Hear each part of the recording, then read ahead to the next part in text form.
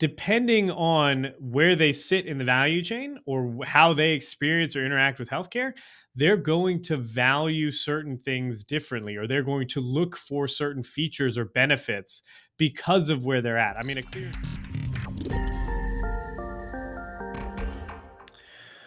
So, how can healthcare innovation companies, technologies, devices, you name it, software solutions, how can they effectively target their customer base? Well, we talk about it a lot on the show, talk a lot about it a lot on the website, and basically all the content I create, that it all starts with positioning, which is really understanding in healthcare in particular who that target market is, and then answering the question value. What value in specific do you create to that stakeholder for that stakeholder?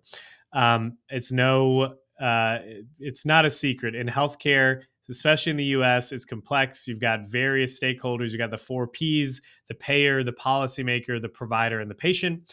And depending on which one of those stakeholders that you are targeting with a specific solution or device or technology, whichever one you're targeting, depending on where they sit in the value chain or how they experience or interact with healthcare, they're going to value certain things differently, or they're going to look for certain features or benefits because of where they're at. I mean, a clear example of this is, provider organizations are going to look for solutions and technologies that make it easier and more effective or efficient to see patients and bill for patients and get hopefully higher reimbursement for those treatments or services, right?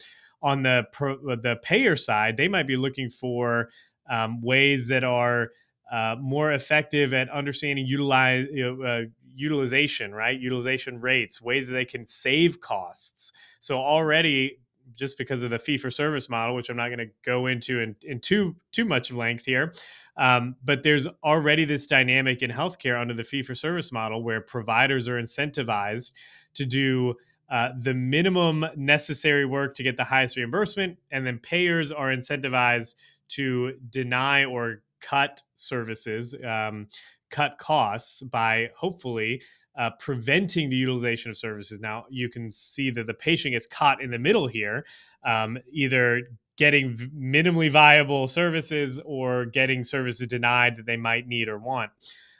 So just in the fee-for-service model, you can see that if you're targeting a payer or a provider, you're going to have basically opposite ends, opposite value statements, right? So understanding that at the outset is very, very key, because it allows you, when you can answer the question value to whom, it allows you to build, not just build a positioning statement or positioning strategy or value proposition, but it allows you to understand what your target market is going to consider valuable and what they're not going to be, what they're not going to consider valuable.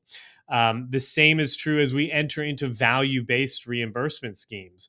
Understanding what is going to be important for a provider trying to make the shift from fee-for-service to value-based is going to help you better position your solution, your product, whatever it is, in a way that's going to be attractive to them. And the same for the payers, policymakers, and patients.